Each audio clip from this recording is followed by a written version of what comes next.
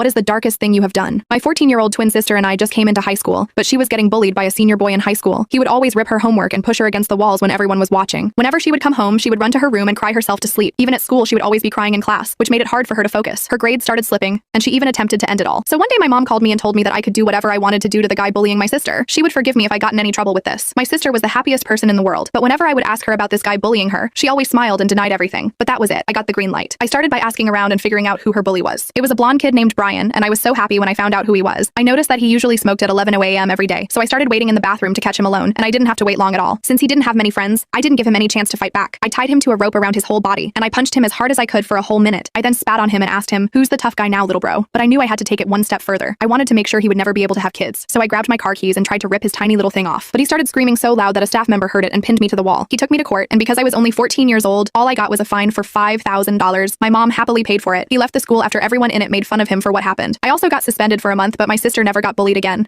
Am I the jerk?